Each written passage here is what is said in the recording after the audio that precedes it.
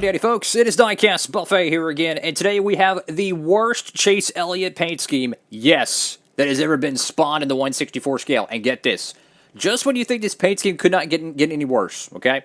Look at this chrome number here. Check this out, it's all reflective. They did put a chrome number on the other side. Literally, that is not even a chrome number. Oh my goodness, this is absolutely the worst 1/64 scale paint scheme I've ever seen Chase Elliott drive, and we're about to do a review on it, so get your popcorn, let's go in and dive into it. Alrighty folks, so I'm just going to go ahead and state this now. These videos are for entertainment purposes, guys. I'm so grateful to get these cars right, but sometimes you got to open up the can on some of these, and yeah, this is definitely one of those. So I'll go ahead and say right off the rip before we dive onto this one, if you want to get some real good looking paint schemes like maybe these here, or heck, maybe a raced win from Gateway, go over to the Circle B Diecast, check out that promo code down below, and enjoy the savings on shipping. But for the Diecast review, let's begin. Not only is this paint scheme, it was ugly to begin with, okay? Where all the white is on the car that was supposed to be yellow. Well, he crashed at Darlington during qualifying or practice. So they had to go to a backup car. Well, for whatever reason, they don't have a full wrap for the backup car. Maybe it's part of the new rules with the next-gen car. Perhaps maybe they think people are going to do some Mickey Mouse gimmicks. I'm a Chase Elliott fan, so I get the right to say that. I'm kidding. Get some Mickey Mouse gimmicks, you know, trying to hide different things in the cars to make them faster, which Denny Hamlin and Kyle Busch kind of did something like that at Pocono, which every team's trying to do that, so no harm, no foul. But they decided to just go with a normal white top to the car. Same thing they did with the William Byron Raptor Camaro, and it looked hideous, in my opinion. So you got Elliott, you got Bowtie, Napa Auto Parts. And again, I'm a huge Chase Elliott fan. He's my favorite driver now. But why does this Darlington Throwback suck almost every year? Like his 2020 Darlington Throwback was goated. I mean, it was amazing. It was metallic blue, Jimmy Johnson, day glow yellow. It was perfect. How did we go from that to this, fellas? I have no idea. I mean, you think about all the Napa Auto Parts paint schemes they've had, all the Bill Elliott paint schemes they've had for the past 30, 40-something years, and they come up with this. I'm sorry. I get it. It's a throwback. It's supposed to be retro, but this is one of those retro throwbacks that it just looked bad to begin with. Got the number 9 right there, Hendrick Motorsports. I mean, this portion of the car don't look too bad, right? It just looks like a normal, random, alternate paint scheme or a test car. But to get to this side, I'm not digging this paint scheme, guys. I'm not digging it. I didn't like the normal all-yellow paint scheme. I didn't like the backup car version, which this is based on. And to add a Larry McNugget to it, look, at the time of this video, I can't confirm this, but there's rumors that Wave 9 is going to have the normal all-yellow pre-wrecked version of the Chase Elliott Darlington Throwback. I don't know if it's going to have botched decals or not. That rumor could be completely false. Just going off on what I've seen currently at the time of this video. So that means you could technically get the yellow version, the pre-wrecked one. Either way, I mean, I'd rather just make my own and just like do it up however I want. Like, I would love to see, this is before A-Shock left, do an all-red car, have the Everett Hand number 9, and then have like the white outlining with A-Shock Energy, and do a 2002 Bill Elliott Brickyard paint scheme tribute. I think that would be the coolest throwback ever with the Everett Hand number 9 font, because you know he would allow it. Everybody on board would love it.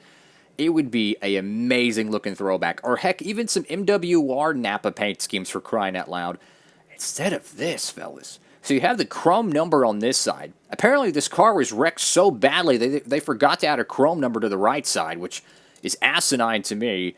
Got the Napa Auto Parts octagon in the middle, which I'm not a fan of this. I mean, you have this small tiny logo here, a small tiny logo here, nothing, and it's just, I don't know, this paint scheme is just all over the place, guys.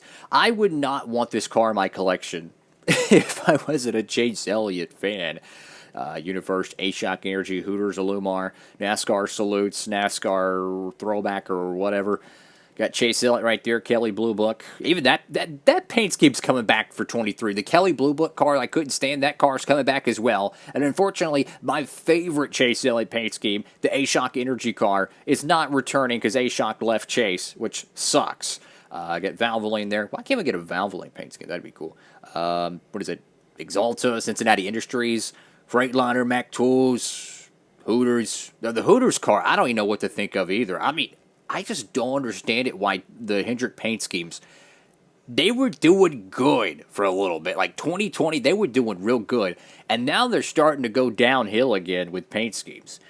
Simeon's, like Larson stuff looks great most of the time. William Byron stuff, in my honest opinion, is a hit or miss. Bowman stuff, hey, I'll say his 23 paint scheme is light years better than his 2022 paint scheme. Then, of course, you have Chase Elliott, which I love the Napa car. It looks really good.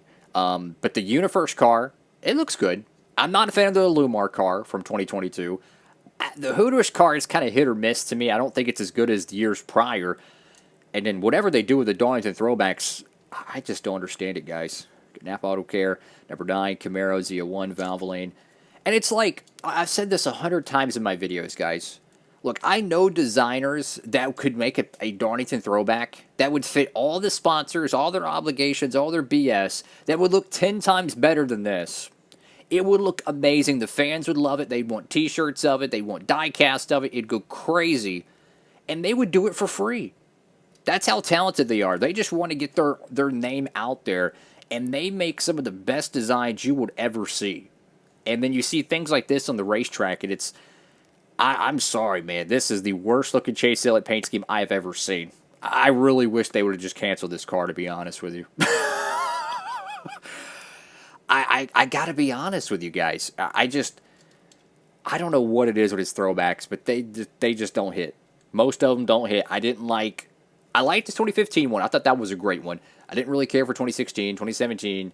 What did he do in 2018? I forgot. That's how forgettable his paint schemes are half the time. His 2019 one was okay, but his 2020 paint scheme was my favorite one.